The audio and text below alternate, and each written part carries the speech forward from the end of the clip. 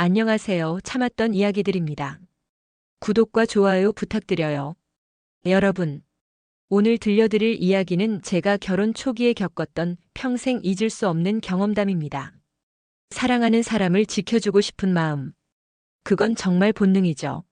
하지만 그 마음이 결혼한 지 1년도 안 된 신혼 시절 시댁 식탁 위에서 폭풍처럼 몰아칠 줄은 상상도 못했습니다.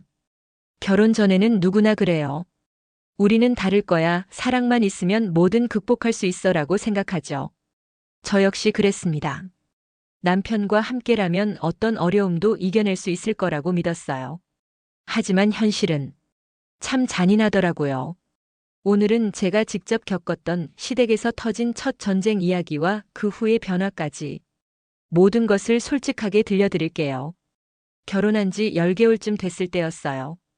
2019년 10월 가을이 깊어가던 토요일 오후였죠.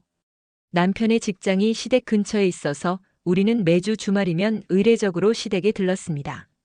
처음엔 새댁 구경도 시켜드리고 인사도 드릴 겸 해서 즐겁게 다녔어요. 시어머니께서도 처음엔 반가워하시는 것 같았거든요. 우리 며느리가 왔네 하시면서 음식도 해주시고 이것저것 챙겨주시곤 했어요. 저도 그런 모습이 고마웠죠. 역시 가족이구나 하는 생각이 들었거든요. 하지만 시간이 지나면서 뭔가 달라지기 시작했어요. 처음엔 미묘한 변화였죠. 요즘 직장 다니느라 힘들지? 그래도 집안일은 제대로 해야지. 남편 밥은 제대로 챙겨주고 다니니? 우리 아들이 살이 빠진 것 같은데 뭘 먹여? 이런 말들이 하나둘 늘어나기 시작했어요. 처음엔 그냥 관심 표현이겠거니 했는데 점점 압박감이 느껴지더라고요. 남편에게 말해봐도 엄마는 원래 그래. 신경 쓰지 마 하더라고요.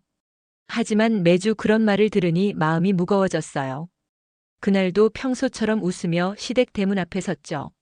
시댁은 전형적인 한국식 2층 주택이었어요. 작지만 정갈하게 꾸며진 마당과 현관문. 처음 왔을 때는 따뜻해 보였는데 이제는 왠지 부담스러운 느낌이었어요. 남편이 대문을 열며 아무렇지 않게 말했습니다. 엄마 뭐 맛있는 거 있죠? 그냥 평범한 인사였어요. 어머니께 안부를 묻는 아들다운 말이었죠. 하지만 그 말이 떨어지자마자 공기가 확 변했습니다. 시어머니의 얼굴이 확 굳더니 갑자기 목소리가 커졌어요. 뭐? 육지랄 뭐지랄. 뭐를 까버릴 놈아. 그 순간 저는 정말 숨이 턱 막혔습니다. 귀를 의심했어요. 내가 잘못 들었나? 하고 말이에요. 아무리 아들이라지만 제 남편이 그런 욕을 듣는 건 참을 수 없었죠. 더군다나 저 앞에서요. 제 심장이 콩닥거렸지만 입이 먼저 움직였습니다. 어머님 아무리 아들이라도 그렇게 말씀하시면 안 되는 거 아닐까요? 그 말이 나오고 나서야 내가 뭔 말을 한 거지 하는 생각이 들었어요. 하지만 이미 늦었죠. 순간 집안이 얼어붙었습니다. 시어머니의 표정이 완전히 바뀌었어요. 그러더니 과장된 몸짓으로 뒤로 확 젖혀지며 아이고 나 죽네 하시더니 방으로 들어가 청심환을 찾기 시작했습니다. 거실에 남은 건 숨죽인 가족들과 저를 향한 싸늘한 시선뿐이었어요. 시아버지는 신문을 보시는 척 하시지만 표정이 굳어 있었고 시누이는 멀뚱멀뚱 저를 쳐다보고만 있었어요. 남편은 아무 말도 못하고 시댁 식구들은 하나같이 저에게 내가 잘못했으니 어머니께 사과드려라. 라고 말했습니다. 며느리가 어른께 그렇게 말하는 게 어디 있냐? 아들 욕하시는 건 어머니 마음이지 내가 뭔데 끼어드냐? 시어머니께서 쓰러지시겠다. 모든 화살이 저에게로 향했어요. 제가 모든 것의 원인인 양말이에요. 결국 저는 억울함을 꾹 눌러 삼키고 죄송합니다. 라고 말했죠. 그 순간 제 속에서 무언가 꺾이는 소리가 들렸습니다. 그날 집으로 돌아오면서 저는 계속 창밖만 바라봤어요. 남편은 몇 번 말을 걸려고 했지만 저는 고개만 저었습니다. 여보, 엄마는 원래 그래. 너무 신경 쓰지 마. 엄마도 나중에 후회하실 거야. 화나셨을 때니까. 남편의 위로가 더 속상했어요. 왜냐하면 그 위로 속에는 그러니까 내가 참으라는 뜻이 숨어 있는 것 같았거든요. 그날 이후 저는 한 가지 깨달았어요. 그래. 이 집에서는 아무리 억울해도 내가 나를 지키지 않으면 안 되는 거구나. 그날 이후 저는 시댁에서 말을 아끼고 마음의 거리를 두기 시작했습니다. 그리고 속으로 다짐했죠. 다시는 나를 함부로 대하는 말에 침묵하지 않겠다. 그건 작은 결심이었지만 제 결혼 생활의 방향을 완전히 바꾼 순간이었습니다. 그 사건이 있고 나서 한 달 정도 지났을 때였어요. 시어머니에게서 갑자기 전화가 왔습니다. 며느리야, 이번 주말에 김장 담그니까 와서 도와줘야지. 명령조였어요. 부탁이 아니라 명령. 그것도 갑작스럽게 말이에요. 어머님, 죄송한데 이번 주말에는 제가 일이 있어서요. 일? 무슨 일이 김장보다 중요해? 며느리가 시어머니 일 도와주는 게 당연한 거 아니야? 그 말에 또다시 억울함이 치밀어 올랐어요. 하지만 이번엔 다르게 대응했죠. 어머님, 저도 제 할 일이 있어요. 김장은 미리 말씀해 주시면 일정을 조정해 볼게요. 단호하지만 예의를 지키려고 노력했어요. 하지만 시어머니는 화가 나신 모양이었죠. 뭐? 이런 며느리가 어디 있어? 우리 아들이 뭘 봤다고. 전화가 끊어졌어요. 남편에게는 어떤 말이 갔을지 뻔했죠. 과연 그날 저녁 남편이 돌아와서 말했어요. 여보, 엄마가 화가 많이 나셨대. 김장 좀 도와드리면 안 될까? 당신은 왜 나한테만 양보하라고 해? 어머니께는 왜 말 안 해? 엄마는 원래 그런 분이야. 며느리가 좀 이해해줘야지. 그 말에 정말 화가 났어요. 왜 항상 저만 이해해야 하는 거죠? 그날 밤 남편과 첫 번째 큰 싸움을 했어요. 당신 엄마는 나를 사람 취급도 안 해. 그런데 왜 나만 참으라고 해? 엄마는 그런 의도가 아니야. 그냥 며느리가 도와주길 바라는 거지. 그럼 당신이 가서 도와드려. 왜 나만 가야 해? 남자가 어떻게 김장을. 아, 정말. 성별로 일을 나누는 거야? 21세기에? 그날 밤 우리는 서로 다른 방에서 잠들었어요. 결혼 후 처음이었죠. 며칠 후 시누이에게서 연락이 왔어요. 언니, 엄마가 많이 상처받으셨어요. 언니도 좀 이해해 주세요. 무엇을 이해하라는 거예요? 엄마는 언니를 친딸처럼 여기시는데 언니가 너무 차갑게 대하시니까요. 친딸처럼? 친딸에게 그렇게 대하시나요? 하지만 그 말은 하지 않았어요. 그러다가 추석이 다가왔어요. 결혼 후 첫 번째 큰 명절이었죠. 시어머니께서 또다시 전화를 주셨어요. 명절 음식 준비하니까 일찍 와야 한다. 그리고 너네 돈으로 고기도 좀 사와. 이번에도 명령조였어요. 그리고 마지막 문장이 특히 기분 나빴죠. 어머님, 고기는 저희가 사올게요.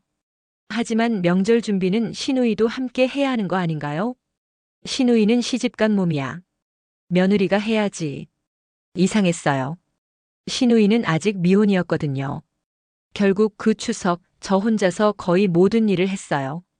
장보기부터 시작해서 전 부치기, 설거지, 상 차리기. 시누이는 손님처럼 앉아서 TV만 봤고 남편은 아버지와 술을 마셨어요. 그런데 시어머니는 계속 저에게만 이것저것 시키셨죠. 며느리야, 김치 좀 더 가져와. 물 좀 따라줘. 아, 숟가락이 모자라네. 가져와. 친척들이 왔을 때는 더 했어요.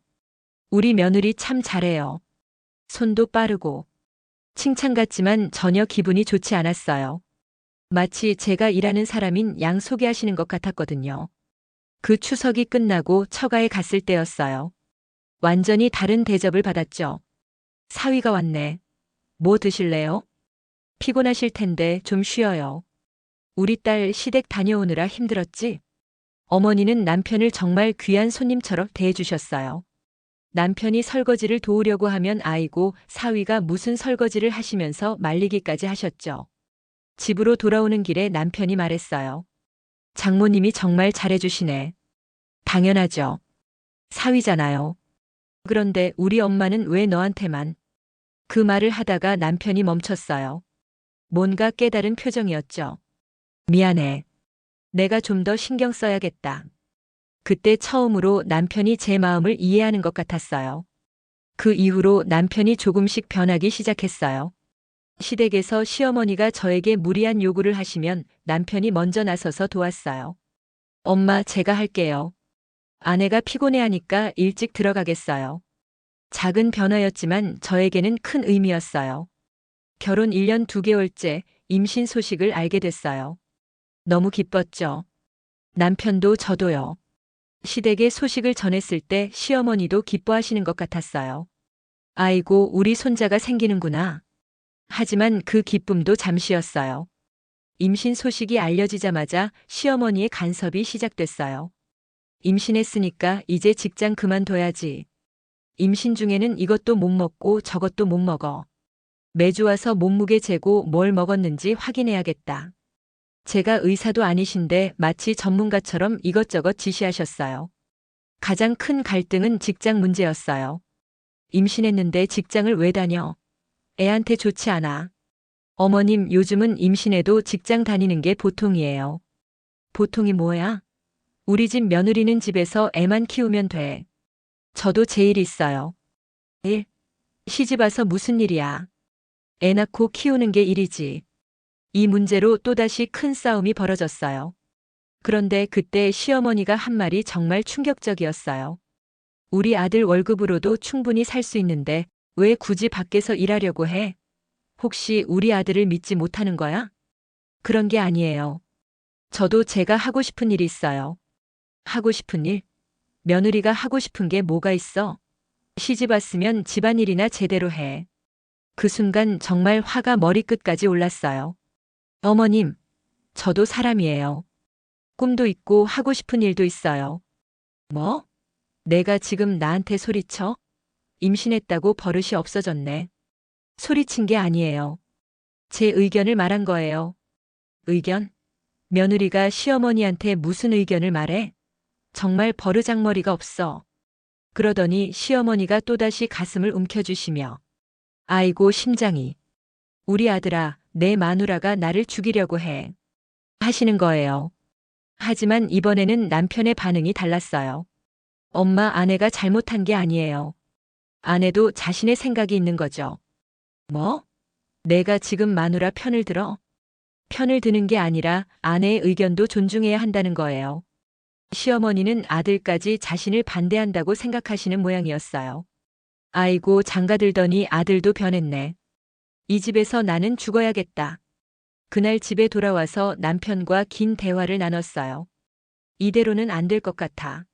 나도 그래. 엄마가 너무 심하셔. 당신 엄마가 바뀔 것 같아? 솔직히 힘들 것 같아. 그럼 우리가 바뀌어야지. 우리는 몇 가지 결정을 했어요. 첫째, 시댁 방문 횟수를 줄이기로 했어요. 매주가 아닌 한 달에 한두 번으로요. 둘째, 시어머니의 무리한 요구는 거절하기로 했어요. 셋째, 제 직장 문제는 저희가 결정하기로 했어요.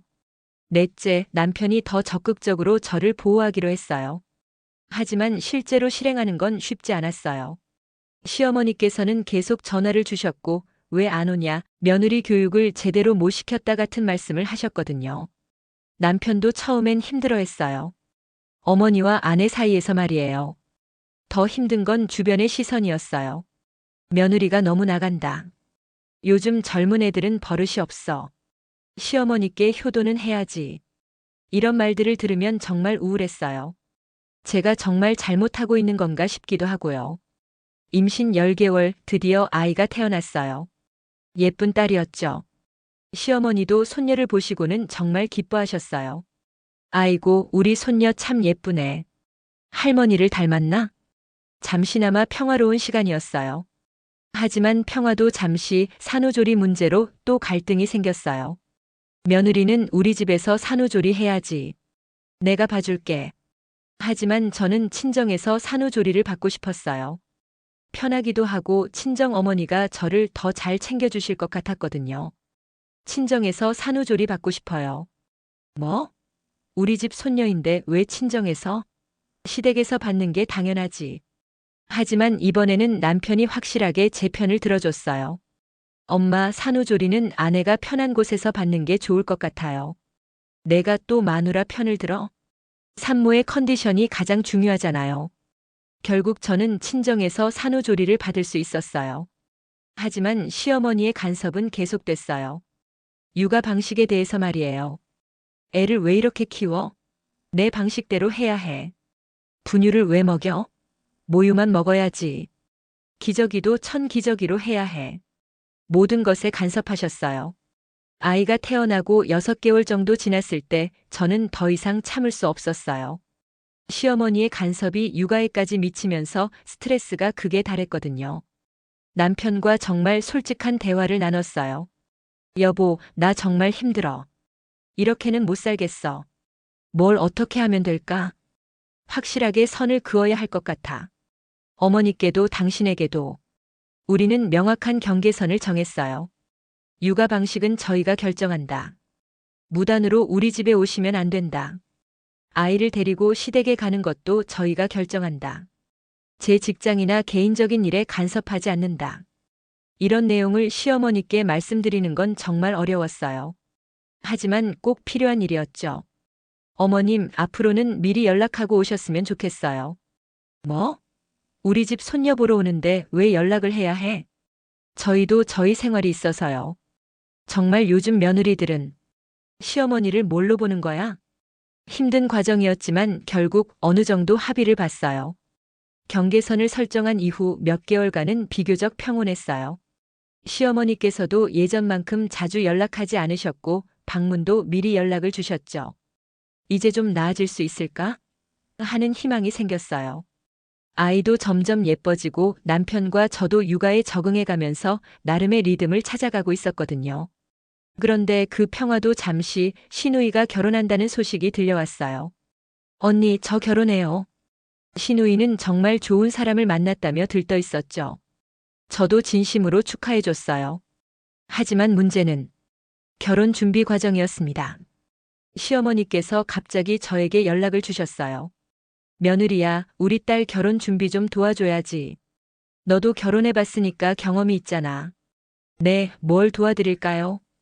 웨딩드레스 고르러 같이 가고 예식장도 알아보고. 뭐 이것저것 많지. 처음엔 기꺼이 도와드리려고 했어요.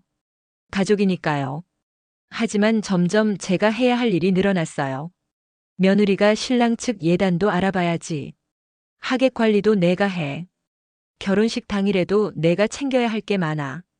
신부의 언니도 아니고 시누이의 시누이도 아닌데. 왜 제가 이 모든 걸 해야 하는지 이해가 안 됐어요. 더군다나 저는 아직 어린 아이를 키우고 있는 상황이었거든요. 결혼 준비가 본격화되면서 저는 정말 힘들어졌어요. 아이 돌보기, 직장일, 집안일에다가 시누이 결혼 준비까지. 몸이 2개라도 모자랄 지경이었죠. 어느 날 시어머니께서 또다시 전화를 주셨어요. 며느리야, 내일 시누이랑 웨딩드레스 보러 가니까 같이 가자. 어머님, 죄송한데 내일은 아이가 병원에 가야 해서요. 병원? 무슨 병원이야? 정기 검진이요.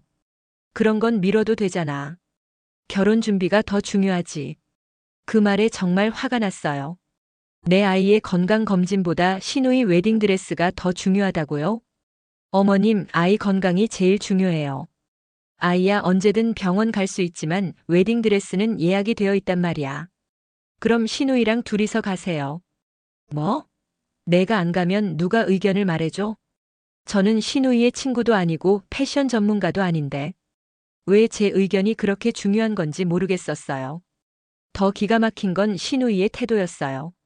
시누이는 저를 당연히 도와줄 사람으로 여기고 있었거든요. 언니, 내 결혼식 때 사회자도 언니가 섭외해줘. 신랑 측 하객 관리도 언니가 해줄 거지. 결혼식 당일에 뭐 빠뜨린 게 없나 언니가 체크해줘야겠어. 부탁이 아니라 명령조였어요. 마치 제가 결혼식 플래너인 것처럼요. 결혼식 당일 저는 정말 정신없었어요. 새벽부터 시댁으로 가서 이것저것 준비하고 예식장에서는 시누이 들러리 역할의 하객 안내까지. 아이는 남편이 봐주고 있었지만 계속 신경이 쓰였어요. 결혼식이 끝나고 나니 정말 쓰러질 것 같았어요. 하루 종일 뛰어다녔거든요. 그런데 시어머니께서 하신 말씀이 우리 며느리 덕분에 결혼식이 잘 끝났네. 역시 며느리가 있어야 해. 칭찬처럼 들리지만 왠지 기분이 안 좋았어요. 역시 며느리가 있어야 해라는 말이 며느리는 이런 일을 당연히 해야 한다는 뜻으로 들렸거든요. 더 기가 막힌 건 그 모든 수고에 대한 그 어떤 보상이나 고마움의 표현이 없었다는 거예요. 시누이는 신혼여행 가기 전에 인사하러 왔을 때도 언니 덕분에 결혼식 잘 끝났어 정도의 말만 했을 뿐이었죠. 감사의 의미로 작은 선물이라도 있을 줄 알았는데 아무것도 없었어요. 시누이 결혼식을 치르고 나서 저는 정말 탈진 상태가 됐어요. 육아 스트레스에 시댁일까지 겹치니까 몸도 마음도 견딜 수 없었거든요. 그런데 아무도 제 상황을 이해해주지 않는 것 같았어요. 남편에게 힘들다고 말해도 고생 많았어. 이제 좀 쉴 수 있을 거야 정도의 반응만 있을 뿐이었죠. 제가 얼마나 스트레스 받고 있는지, 얼마나 지쳐 있는지를 정말로 이해하지 못하고 있었어요. 여보, 나 정말 힘들어. 뭐가 힘들어? 이제 시누이 결혼도 끝났는데. 그게 아니라 전체적으로 이 생활이 힘들어. 무슨 소리야? 다른 집 며느리들도 다 이렇게 사는데. 그 말에 정말 절망감이 들었어요. 결국 저는 혼자서 상담센터에 갔어요. 혹시 산후 우울증은 아닐까요? 상담사 선생님은 제 이야기를 차근차근 들어주셨어요. 스트레스가 많으시네요. 육아만으로도 힘든데 시댁일까지. 저만 이상한 걸까요? 다른 분들은 어떻게 하세요? 아니에요. 요즘 많은 며느리들이 같은 고민을 해요. 당신만의 문제가 아니라는 걸 알아두세요. 그 말을 듣고 조금 위안이 됐어요. 그러던 중 아이가 심하게 아팠던 적이 있어요. 고열이 3일간 계속되면서 병원을 여러 번 오가야 했죠. 저는 잠도 못 자고 아이를 돌봤어요. 남편도 회사를 쉬고 도와줬고요. 그런데 그 와중에 시어머니께서 전화를 주셨어요. 며느리야, 우리 딸 신혼집에 집들이 선물 사러 가자. 어머님 죄송한데 지금 아이가 아파서요. 아파? 많이 아파? 열이 39도까지 올라요. 그럼 병원 가면 되지. 집들이 선물은 미룰 수 없어. 그 말을 듣는 순간 정말 충격을 받았어요. 내 아이가 40도 가까운 열로 아프고 있는데 시누이 집들이 선물이 더 중요하다고요? 어머님, 아이가 이렇게 아픈데 어떻게 나가요? 아이 아픈 건 남편이 보면 되지. 며느리는 시댁 일을 해야지. 할 말을 잃었어요. 그 전화를 옆에서 듣고 있던 남편이 정말 화를 냈어요. 엄마, 손녀가 이렇게 아픈데 무슨 말씀이세요? 아들아, 너는 왜 또 마누라 편을 드는 게 아니에요. 상식의 문제잖아요. 그날 남편이 시어머니께 정말 강하게 말씀드렸어요. 엄마, 앞으로는 이런 식으로 말씀하지 마세요. 저희에게도 우선순위가 있어요. 시어머니는 아들이 자신에게 이렇게 강하게 나온 것을 받아들이기 어려워하셨어요. 아들이 이렇게 변할 줄은 몰랐네. 정말 장가가면 아들도 남이구나. 하지만 이번에는 남편이 물러서지 않았어요. 엄마가 선을 넘으셨어요. 아내와 아이가 제 가족이에요. 그 사건 이후 시어머니와는 약 3개월간 연락이 끊어졌어요. 시어머니께서 서운해하셔서 먼저 연락을 안 주셨고 저희도 굳이 먼저 연락드리지 않았어요. 처음에는 마음이 편했어요. 스트레스가 확실히 줄어들었거든요. 하지만 시간이 지나면서 남편이 힘들어하는 모습을 보니 마음이 좀 복잡했죠. 시누이가 중간에서 역할을 했어요. 오빠, 엄마가 많이 서운해하셔. 그래도 엄마잖아. 엄마가 먼저 사과하셔야지. 오빠도 좀 이해해줘. 엄마 나이가 어떤 나이인데. 하지만 남편은 이번에는 확고했어요. 엄마가 선을 넘으셨어. 우리 아이가 아픈데도 집들이 선물이 더 중요하다고 하시는 게 말이 돼? 그러다가 아이 돌잔치를 앞두고 시어머니께서 먼저 연락을 주셨어요. 우리 손녀 돌잔치는 언제 하니? 조심스러운 목소리였어요. 예전처럼 강압적이지 않았죠. 다음 주 일요일에 해요. 그래. 할머니도 가면 되지. 당연하죠. 돌잔치 날 시어머니의 태도가 많이 달라져 있었어요. 예전처럼 이것저것 지시하시지도 않았고 제가 하는 일에 간섭하지도 않으셨어요. 오히려 조심스럽게 뭘 도와드릴까? 하고 물어보셨죠. 완전히 변하신 건 아니었지만 적어도 예전보다는 많이 나아졌어요. 그 이후로 저희는 새로운 관계를 만들어 갔어요. 시댁 방문은 한 달에 한 번 정도로 줄였고 방문 전에는 반드시 미리 연락하기로 했어요. 시어머니께서 무리한 요구를 하실 때는 남편이 먼저 나서서 정중히 거절했고요. 제 개인적인 일직장, 육아 등에 대해서는 간섭하지 않기로 암묵적으로 합의했어요. 물론 여전히 어려운 순간들은 있었어요. 명절 때는 여전히 저에게 집중적으로 일이 몰렸고 가끔 시어머니께서 예전 습관이 나오실 때도 있었거든요. 하지만 예전과 다른 점은 남편이 제 편에서 확실하게 서주신다는 거였어요. 신기하게도 아이를 통해서 시어머니와의 관계가 조금씩 좋아졌어요. 할머니 하며 달려가는 손녀를 보시면서 시어머니도 표정이 많이 부드러워지셨거든요. 그리고 저에게도 아이 키우느라 고생 많다는 말씀을 가끔 해주셨어요. 이 모든 과정을 통해서 저도 많이 성장했다고 생각해요. 처음에는 무조건 참고 맞춰드리려고만 했는데 이제는 합리적인 선에서 제 의견을 말할 수 있게 됐어요. 그리고 남편과의 관계도 더 단단해졌고요. 그 첫 번째 사건이 있었던 지 벌써 5년이 지났어요. 지금은 둘째 아이도 있고 저희만의 생활 패턴도 확실히 자리 잡았어요. 시어머니와의 관계도 예전에 비해서는 많이 편해졌고요. 물론 아직도 가끔은 의견이 부딪힐 때가 있어요. 육아관이 다르거나 명절 음식 준비 방식이 다르거나 작은 갈등들은 여전히 있죠. 하지만 이제는 서로의 경계선을 존중하는 분위기가 만들어져 있어요. 가끔 주변에서 시댁 문제로 고민하는 후배들을 보면 제 경험을 나누곤 해요. 무조건 참는 것만이 답은 아니에요. 합리적인 선에서는 자신의 의견을 표현해도 돼요. 가장 중요한 건 남편의 지지예요. 남편도 정말 많이 변했어요. 예전에는 엄마는 원래 그런 분이라며 저에게만 양보를 요구했는데 이제는 어머니께 직접 말씀드리기도 하고 저를 적극적으로 보호해 주려고 노력해요. 결혼은 두 가족이 만나는 거지만 부부가 먼저 단단해져야 한다는 걸 깨달았다고 하더라고요. 시어머니께서도 많이 변하셨어요. 예전만큼 강압적이지 않으시고 저의 의견도 어느 정도 존중해 주시려고 노력하세요.